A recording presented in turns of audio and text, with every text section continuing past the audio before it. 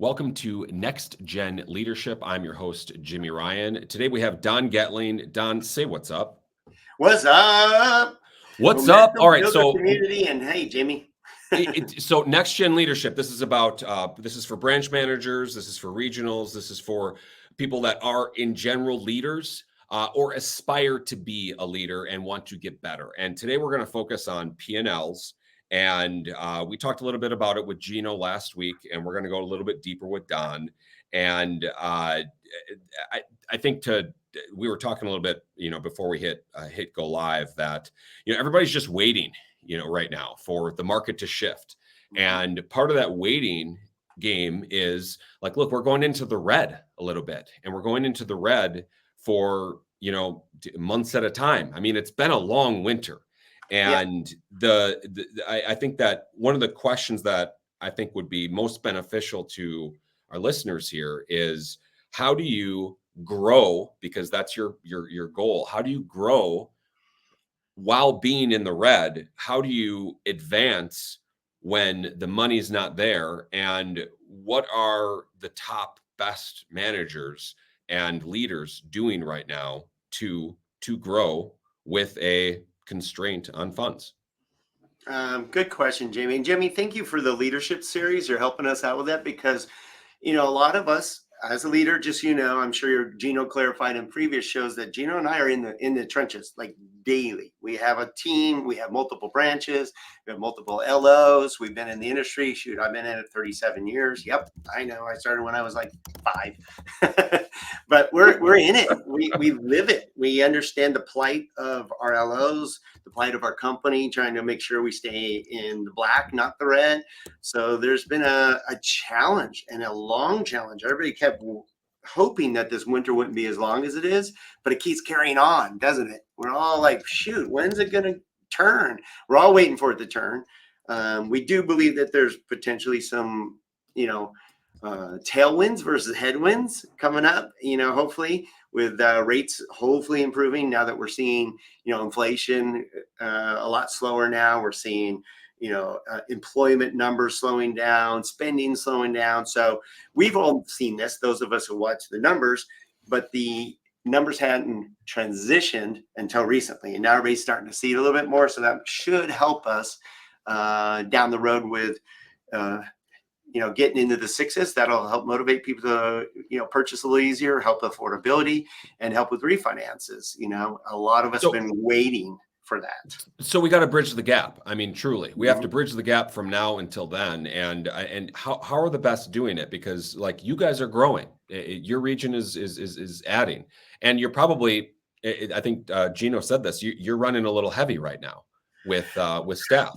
We tend to do that, Jimmy, and it's a tough play because you got to balance out. Believe me, our corporate headquarters, we have the P&L for a reason, and we watch it like a hawk. Like, I know every number. When we chose to go with PRMG versus other companies, we knew our numbers. We knew the other companies' number. We even knew some of the companies weren't going to make it because their model wasn't going to move forward. They're trying to keep their margins too tight, or it's just not sustainable, where you still have to survive. You have to keep the right people. So right now, I'd say the best managers are juggling, meaning we want to keep those people we know are strong. Those are the ones that helped us kick butt in 20 and 21. We want to keep the strong people that had our backs and helped us grow, and keep those that you unfortunately had to let go when the market went, slowed down. I know Gino mentioned it last show that you keep them tight. You know who the good people are. And luckily, if you treated them right, as we do, we love on our people, that they're prepared to come back and want to come back. So we stay tight with them and keep as lean as we can, but you have to be a little fat. Otherwise, you can't grow. I mean, literally, if you can't grow, then you're going to be handcuffed and you won't grow because you're nervous about adding people on or bringing on teams. And you're like, how do I support them? So you better have a plan for growth. So we do run a little fatter than we need to, but we're staying right there in the edge of black, not making a ton, but we're also not losing money. We're just staying on the edge for the turn. So some people though I think you're blessed and fortunate for the position of being a regional, but you're also running a branch, and multiple branches. and multiple branches, And we're but the then you're branch leading. managers of those branches too. Well, So we're involved. so you're involved. So meaning that, like, look, you know about this, and I'm sure that you know branches that are really struggling right now. What do you think are some mistakes that people are making right now? What do you think people aren't doing that they probably should be? All right, so let's get into that. I'll Yeah. be completely honest because I've been in this for a long time. Sometimes the hard facts are what they are, meaning, uh, unfortunately, we had it pretty easy for a few years, and people got hooked on the crack. They Yeah. did. It was just easy. You just answer your phone. You're making 3 times, 4 times more money you ever made before, and you were loving life. And some of you spent your money, did not put it aside, so you have commission breath now because now you're dying because your income completely stopped compared to where it was. And some of you out there are making excuses. I'm sorry, it's a grind. Gino and I still worked. We laugh. We're like, oh, today we only worked a half day. Well, that meant 12 hours. Yeah. That's a good day for us because we wake up at Right. 5, we start, and we grind till 7 or 8. That's what you have to do right now. When it gets better, that's when you get to enjoy it a little bit because you got the big checks coming in and money's coming in and so forth. So you just gotta, be in the grind. And a lot of us, even some of our team, aren't working. They're not treating it like a full-time job. They're complaining. They're not going to do what is required right now, which might be going to open houses. It might be doing lunch and learns on a regular basis. That's what we do. We're in the grind and helping our partners. So the advantage, here's the good news. So not all doom and gloom. It's because a lot of our competitors have their head in the sand waiting for the market to get better. You know that, Jimmy. You see it. A lot of Yeah. you on the call or who watch this later will go, oh, yeah, we're all waiting for the market to get better. Well, this is our opportunity to go get your darn market share. We're going after your peeps. Just so you know, we're going to go get your agents and we're going to go get your partners while you're waiting. We're going to go Right. get them because we're the only one doing something right now to help our partners grow. So now we're in the grind of helping them get better at their jobs, have them capture more of the business, capture more market share. We're becoming the best partners they have so that when the market comes back, they'll remember who was there beside them during the slow times. So we're in the grind. 100%. So it's a good 100%. opportunity right now to grow. We got to give a shout out to Coriato, who's making a comment. Yeah, hooked on the Right. crack. He liked that. What's up, Corey? And so that's what people should be doing. And like, look, let's just be real. Some people, when you say like we worked a half day, it was 12 hours. Some people either don't have that flexibility to be able to do that, or I would say the more likely is they're not willing to do that. And I would argue that it's required if you're a leader to work a lot. I mean, I think it's required. I think that's just part of it. And if you don't enjoy it, which I know you and Gino do, you guys do it like, and you make it fun. And I think that's where I think a lot of people do miss is that it's a chore sometimes to do it. But man, I love doing lunch and learns. I love going to broker opens. I love going to that type of stuff. And I think that you have to love it in order to do it. So the action item here is what I'm trying to get at for people that are listening to this is that, well, how do you love it? And what, again, like what are people not doing? Take away the putting the hours in. Is there things that they should be doing that, again, that they're not? Well, as branch managers, regional manager, our job is to help our team out. We have to give them at bats. They have to do their share, but also we need, as a collective group, need to give you as much at bat. So here's the good news also is because your competitors probably aren't doing any of this stuff right now. The lunch and learns, they probably aren't doing. And you just got to start. You got to start, but make sure it's providing value. It can't be a commercial. Can't be a corporate commercial. It has to have value so that they start coming. And just, we started and it was like 25 people maybe that came to our office for a lunch and learn. Just still pretty good. It was, yes, we had eyes and butts and seats for 25 people that were paying attention, and we were doing intimate conversations and value adds, whether it's about scripting, whether it's about market updates, whatever it is. Then it became 50 people. Then it became 70 people because no one else is doing it right now. We're only ones. Our last 2 events, Jimmy, both in May and June, had 225 real estate agents at. And that's because they see the value in it. We're the only ones doing it. So now, just you're like, well, how do I pay to get a speaker in or do this? Yeah. Because we're putting butts in seats, our affiliates are glad to pay. They're like, Right. I don't know how to get butts in seats. You guys do. How can I help your events get bigger? So now we have our, insurance and, Cutcos and Yeah. escrow companies and so forth helping. Now they're like glad to help because they don't know how to put butts in seats. So now we had 225 real estate agents at our events because we're adding value. All right, so we're talking about P&Ls, but I really do want to ask this anyway, is that like, okay, how are you putting butts in seats? Hey, I want to start this. I'm not doing it. I know I need to do it. I have never done it before. And I think Gino said this the best, is like having an appraiser on. Appraiser, we That's had Mike Ferry. You got to there's a lot of speakers right now that are also slower than they used to be. right. So you can Mike Ferry, find that's real pretty. estate speakers that will need to promote their own events. So Right. they need people in front of them. So we promoted, we're like, hey, Mike Ferry, like right now, one of our biz dev managers, Amy Atkins, is at his retreat in Vegas right now that he was promoting. So basically, he's like, I'll come speak for free if you put people in front of me so that I can get more people at my retreat. That's Mike Ferry, the godfather of Yeah. I real was just estate gonna say, training, really the original. He's kind of like Todd Duncan in our industry. NBD, And then, Mike Ferry. I mean, yeah. yeah, and you can Just find different speakers that are looking to grow their business. They'll come out and speak for free. They will, and they're great. I'll have to go think about some of the ones we've had, but well, okay. So I want to focus us back on P&Ls because that's what this is about. I think that a lot of people have been in the red for a long time and they might need to shrink. And we're talking about growth here. How do you shrink? How do you do it the right way? And how do you choose who? Like it comes down to letting people go. And that's the sad truth about being a leader, is that you have to let people go. I'm personally really bad at that. Personally, I'm really terrible at letting people I go used to because be I feel like terrible I'm at it. responsible and I want to help them and I want to make them better so that they make the team better. But at the end of the day, you're writing the check and you can't go bankrupt for the whole rest of the team. So you got to protect that. So how do you let people go? How do you shrink? Well, for those on the team and those who might be listening that are on your team, they might like take note is they kind of choose themselves. We're finding. I used to be really horrible at it because I'm a lover.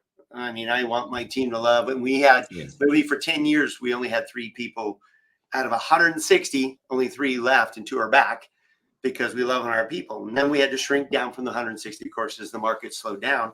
But we're finding out that the individuals choose themselves because of how productive they are, how hard they work, whether they show up, whether they add true value. So they kind of choose themselves because there'll be others that you can tell are putting the extra work in to close 15 to 20 deals as a processor versus 6 and complaining that they're too busy. Well, the others are figuring it out.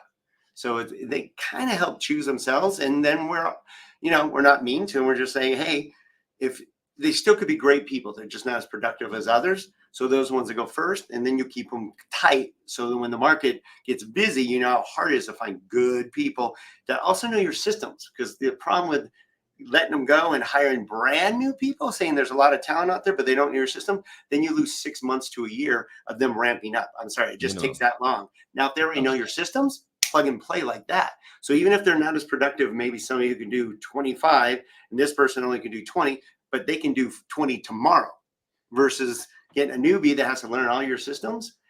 Keep those that know your system that you like, that they're good team members that you like working with and your team likes working with, keep them tight. So sometimes you have to let them go and just let them know, hey, sorry, we don't have the production. And they know it. We haven't had that hard of conversations, by the way. They're sad, but they know, they're not stupid. They've been in the industry. If you have good people, they've been in the industry. They know what's going on. Right. And they know if they're at the bottom of the totem pole. They know it. When we go in, they're like, yeah, I knew I was the next one going in because so-and-so and so-and-so and so and did 15, 20, 22, and I did 6, 10, 12. Yeah, I knew I was probably the next one to go. So sometimes you have to have those hard conversations, but it's best for your team. And they know it actually makes the other team members step up. Yeah. Because they don't want to be the next ones let go. So sometimes letting somebody go makes everybody else step up because they don't want to lose their job because there's not a lot of job openings right now. Sorry. Not mortgage and the ones that you want anyway. So, Right. and to work for a great group. So, okay. That's about people. What about things? I mean, like, office Yeah, you have to watch space. tech. Tech's a ugly Uh, thing that you can get hooked on. Again, hooked on the crack because you want all the LOs yeah. want every item. So you have to narrow it down to what are they using. So we actually go to our team members and say, hey, we have this and two of you are using. That's it. And if you two want it, you can buy it Yeah. because nobody else is using it. So sometimes you got to get rid of tech that was sexy and cool and you thought your team needed, but they're not using it. So you have to Right. narrow down to what are they actually using. Like I do, Ixnay, a couple of them, they're my friends that own these companies, but our team wasn't using their product. And we had to go, sorry, I just can't pay out 500 or $1,000 a month to have my team in this program that they're not using. Sorry. And some of these people, they're sponsors of Momentum Builder. I love them. The platform's good. But if your team's not engaged with it, not using it, then you got to cut it out. Okay. So that's kind of doom and gloom stuff. But I think it's the reality of where we're at. And I'm sure, I mean, you mentioned like here, rates are best they've been in months, but we're still not in this mid sixes. We're not in the low sixes. We're not in the fives, and I think that that's what it's going to take to really change the market to be in Agreed. that growth state. Um, what else? I mean, okay, so going back to like lunch and learns, because I feel like that's the lowest hanging fruit to really grow. Well, Is to put on an event, really. yeah, but it's more to many because that's Yes. the other problem is like, okay, they're struggling because conversion sucks. So Yeah. for all of you LOs out there, you're like, well, I am working my ass off, but I have to work on 10 deals to close one or two right now. True Yeah. statement. That's Yeah. nationally named because there's people aren't sticky right now. They feel they're overpaying for the home or overpaying for the interest rate. So they're almost looking for any excuse to bail. If there's any issue with the home, they're like out. So you're Yeah. like, damn, I just worked in that deal all that time. Right. So it's gotten a lot harder. So you have to get in front of more at bats, more people. So that's why we're doing the larger lunch and learns so that our group, and we're making our group show up. We're like, hey, we're not going to put this on if you don't show. So you better be there so we show up in force. So when everybody else is doing any kind of events, they have one or two loan officers, we show up with like 15, Yeah. and we're everywhere and we engage with them and then we connect with them before, during, and after the event because you have to leverage the event too. Right. Otherwise, you just wasted your time and money. And So the it's a loan great officers are bringing their opportunity. people too. What's that? The loan officers are bringing their people too. They're Oh bringing no, their we make them. We force them. Like, hey, you get on the phone, you call your core people because if they're not there, that's sad. You're doing them yeah. a disservice because you're not helping them. You need How much them to money are be you there. spending on it? How much money are you spending on it? I mean, we're talking a 200 person operation. That's a pretty They're about large. $4,000 They're about $4,000. with everything, with the speaker or the venue. It's usually the venue that costs money because you have to get a big, nice venue to draw people Yeah. to. Right. And then you do some kind of coffee, and you don't even have to do lunches all the time. Like our last two big ones, we didn't do lunch because it was too big. We're not, providing lunch for 225 people. We just Right. did it so where they show up at 9 and they're done by noon, basically. So we Right. don't have to. We provide maybe bagels. Actually, we don't. Our sponsors do. We have them bring it in. So it really cost us. Like the last one cost us maybe after everybody chipped in 1,000 for 225 people. That is incredible. I mean, truly, even 4,000 is actually for that big of an event. I mean, my God, you're putting together a wedding. I mean, like Mhm. that's a huge event. But okay, well, we don't need food. We can do it in the morning. Right. Coffee's cheap. That's what I'm saying. Old school, you just did it. You just, oh, come on in, we'll feed you. Now you're like, no, that tack on $1,500 to $2,000. You can't Uh, afford it. Doesn't I mean, we don't have that much fluff in our P&L to do that. 100%. So okay. I mean, my goodness. Okay, so waiting for the market to shift. So once the market does shift, I think that everybody can agree it's going to be like gangbusters. Refinancing people from sevens to sixes, I think is going to happen a lot. And I think that there are a lot of people that have bought that are truly relying on that. Like, I bought at the top of my budget. I need this we need to change this, so it Yes. needs to happen. So I think that that's going to happen. So how are you prepping for that? How are I you love that you staffing? brought that up because we're hitting our team hard on this. And actually, I want everybody that's on this call or listen to this call because this is not even you're not even my competition.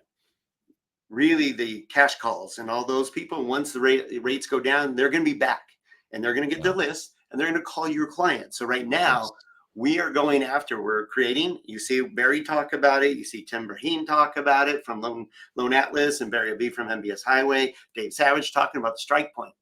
Go find out your client's strike point.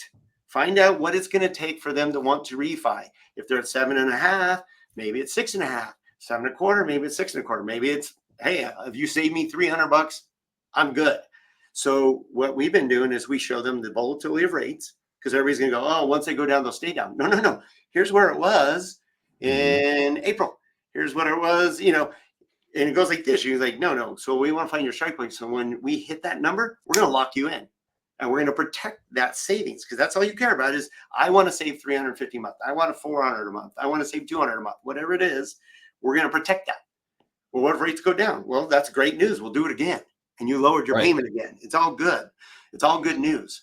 So basically, we're making them contact every single client and prep them, talk to them on the phone, because if you don't talk to them, they're going to get calls and they're going to go to somebody else, and you're going to lose business you already have.